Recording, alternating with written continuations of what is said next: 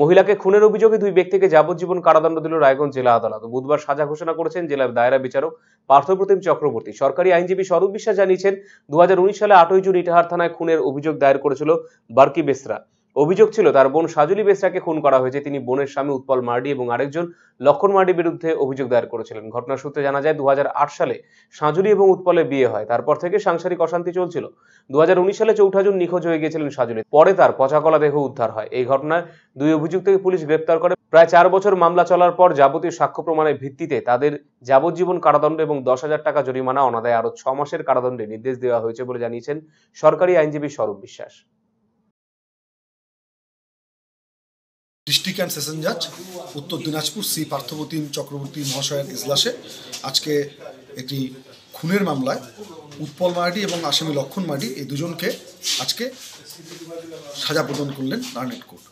এদের অপরাধ ছিল যে গত ইংরেজি 8/6/2019 তারিখে একটা কমপ্লেন করে ইটাহার থানাতে বার্কি বেসরা।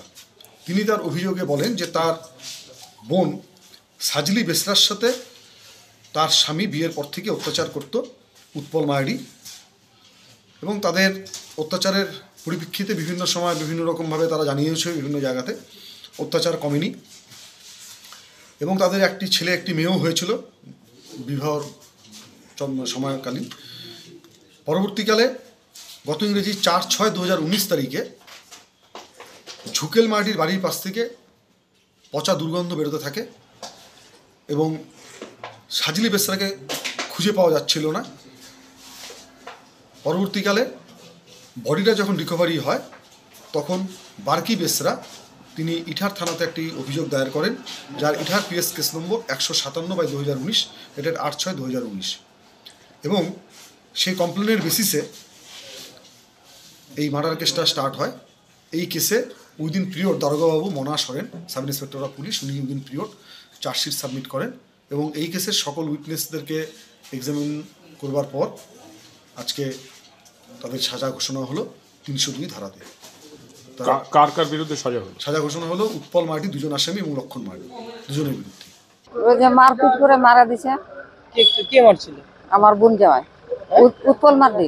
আচ্ছা, কেন মারছিল কেন? কি করে যে নিজের বাড়িতে মারা দিছে, আর হয়তো মানুষের বাড়ি পাঠাই দিছে। আচ্ছা, মানুষের বাড়ি তারপরে 3-4-5 দিনে পাওয়া গেছে। তারপরে পাওয়া যায়, তারপরে কেস করলাম।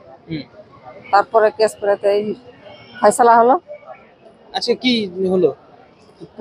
পিপি আর পুলিশ আর জজ যে ফয়সালা করলো সেটা আমরা খুব খুশি হয়েছি, খুব ভালো করেছি। কি সাজা আছে যাবজ্জীবন জেল। এতে খুশি আপনারা? খুশি একেবারে, বাড়িতে শান্তিভাবে থাকবো।